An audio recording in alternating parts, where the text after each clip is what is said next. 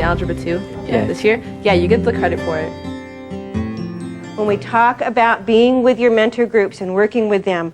As students move into high school, their array of choices broadens.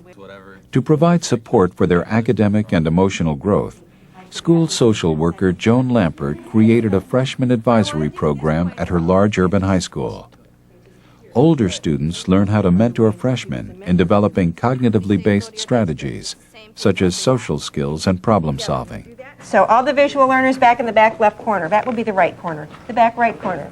What is worthwhile about school, and what we absolutely, in this era of high stakes testing, need to think about is how do both the affective and cognitive parts of our students come together in the classroom.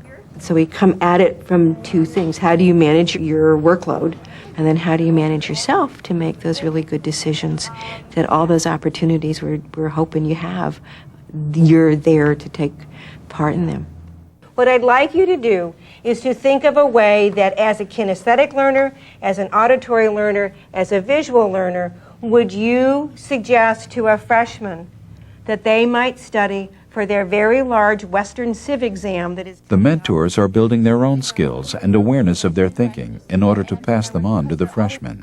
Okay, guys, let's talk about the best way to help our freshmen study, since we learn best by hearing. So...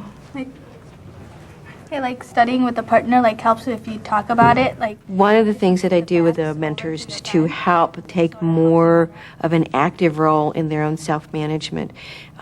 What we talk about is how they manage themselves as models with the advisory students. So, what do you guys think? I think a great way for the freshmen to learn is by making charts if they're visual learners, because they could write it out. Last year was the first year of the program, and I was a junior, and that's a really important year. And I had the highest grades out of all of my years in high school last year, because when you're trying to be a role model for someone, you watch yourself a little more carefully, and you try to do the best that you can do so that they can see that and take that back and do that for themselves. There's a lot of activities, there's lots of different things, and I guess as they go on and they're having fun, but in the same time, somewhere in the back of their mind, they're learning a lot about themselves and about different people and how to solve problems, and it's a great feeling to watch them. How's it going? How's everyone doing today? Much of what we do in the early part of the year is teach the freshmen goal-setting skills so that the freshmen have this self-awareness and self-assessment of what they want to be doing this year. What do they think the role of high school is? I remember my freshman year. I was surprised. There was a big leap. Isn't it different than 8th grade? It's harder. It's a lot harder, right? You miss an assignment, the teacher won't come after you and say, when do you need to make this up assignment, or when can you come in? Mentors Matt, David, and Alicia are focused on helping the freshmen learn strategies to be more successful in school. They're supported by Mrs. Crawford, a classroom teacher. Matt and David are passing out a monthly planner right now. It looks like this. It's just like a month calendar. We want you guys to start planning some things on here just to get more organized. We talk about both academics and life skills, basically. I mean, we also talk about, you guys need to manage your times, whether it be with your studying skills, with your sports, or with outside activities. Put your homework assignments in there, put big events, and then put on big test dates or when big projects are due, so you guys can see on a big calendar where you are and planning in okay, I need to start my book, I need to study for this big test because I only have so-and-so days to do it. They have not only more freedom, but a whole lot more responsibility in terms of what the expectations are for them around homework, about participating in class, about contributing to the larger building. All right, on a lighter note, we are going to do an activity now. It's about passing in high school. So we're going to pass something out to you. We're going to ask you to stand up, and I'll go to the back of the room. Wait till you get the card. Yeah, wait till you get the card. Today's activity reinforces for the freshmen that they have choices in the actions they take, and each choice will lead to a different outcome.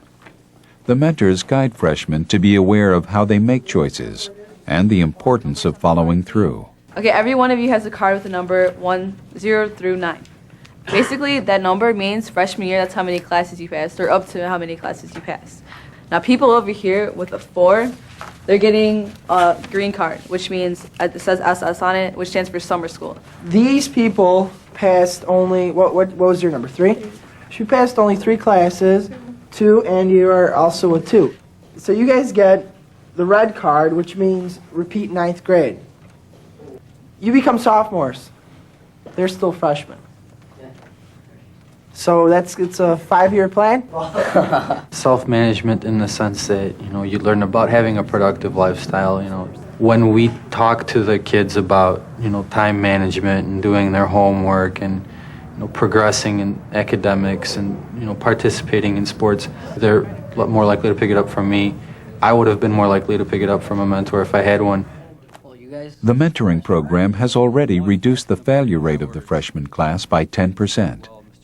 It has also given the freshmen a greater sense of how their actions connect to their success in school. Okay, now, we've been talking a lot about all this stuff, about school and grades and summer school and stuff. Do you guys have any questions about, what's going on? What's a consumer ed class? It talks basically about, managing your money, budgeting. Sometimes I don't pay attention to school as often as I do other things. So then here they tell you, manage your time, do your homework first, and then get your other things done, and your priorities straight. Before I didn't know what to do. Now I have confidence in myself that I can do something. I have them to support me. I know what I'm going to do, what I'm going to be. And if I don't know what I'm going to be, I can talk to them. School isn't just about school. It's about, sports and social life and, everything around it. Books aren't they're important, but not the most important thing. The whole person, development of the whole person is important. Now, say you need help with an English paper or, just a paper in general, where would you go? The Writing Resource Center. And that is? Teaching students the skills they need to develop self-discipline in terms of their time, actions, and thinking processes fosters their innate desire to manage themselves. All right, guys, see you later.